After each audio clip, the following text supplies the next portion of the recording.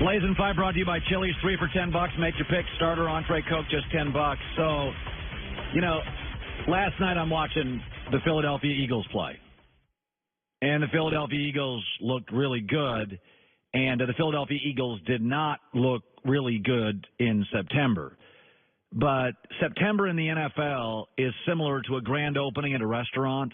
And, everybody's happy at the grand opening at a restaurant. It's overstaffed. You got all your fresh fish, all your cutlery's there. Everybody's in a good mood. Grand opening. You've been preparing for it for a month. But what happens 2.5 months into that restaurant or a month into the restaurant where people call in sick, the chef now doesn't get along with the owner, the chef doesn't like his staff, a delivery doesn't show up. I mean, think about who was great in September. In the NFL, the weather's perfect. Nobody's hurt. How about those Dolphins? Oh, Miami was good, and Ryan Fitzmagic, and the Denver Broncos, and the Bills went to Minnesota and were amazing. Remember the shot of Ryan Fitzmagic? Go think about what happened in September in the NFL. The Redskins, the Lions, the Broncos, Miami, Tampa. But here's who struggled. The Steelers, the Eagles, the Patriots. Well, look who's good now. Last week, the Steelers crushed Atlanta. Last night, Philadelphia looked fantastic. New England last 2 weeks is piling on points. So, again, every restaurant is great for the grand opening. You've been preparing a month for it. You're overstaffed. Nobody's called in sick. No shipments have been missed. The chef's still in a good mood. A month later in the NFL, now you're playing in worse weather. Oh, now you've got multiple injuries. Now you're on a 2-game losing streak. Now your culture matters. And I know the Eagles have a good culture. I know the Patriots have a good culture. So, I'm watching Philadelphia last night, and I'm like, oh, no, they're fine. Philadelphia's fine. They're doing September in the NFL is a lot of fool's gold. Never forget, Bill Belichick's worst month is September. He gets better in October. His best months are November and December. Okay? And by the way, it should be noted that in January he's good too, and that's when you play the best teams in the playoffs. So I think Philadelphia's in a really good spot. I also think something to think about, too, is that if you think it's bad for Eli Manning today, wait till Sunday. Because you and I all know that the New York Giants could have had Sam Darnold. Okay, they had the number 2 pick, and they took a running back. The Jets host the Colts, and they're favored to win. Okay, and remember, let's go back to the NFL draft. This could very well live in infamy. This was draft night.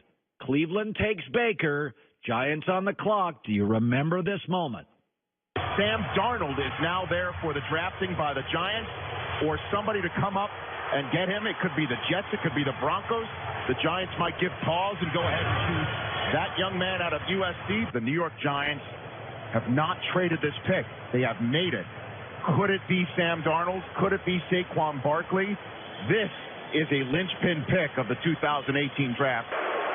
With the second pick in the 2018 NFL draft, the New York Giants select Saquon Barkley, running back, Penn State. Well, what it tells you right off the bat is that Dave Gettleman did not believe that any of the quarterbacks left on the board were a franchise quarterback.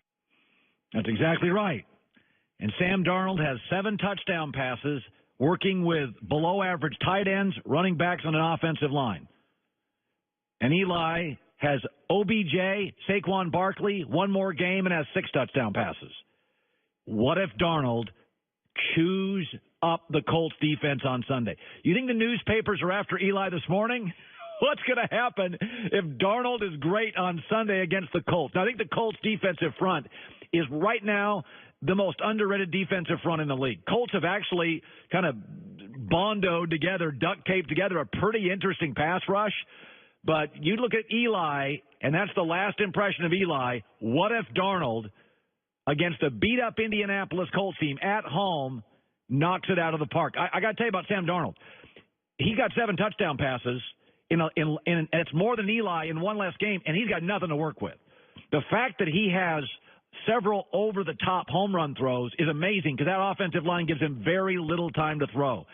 So they made a decision in that draft, and they are every Sunday simultaneously Eli is eroding and Darnold is rising. And if Sammy plays well on Sunday, the New York Post, the tabloids, the talk radio in New York are going to be crazy.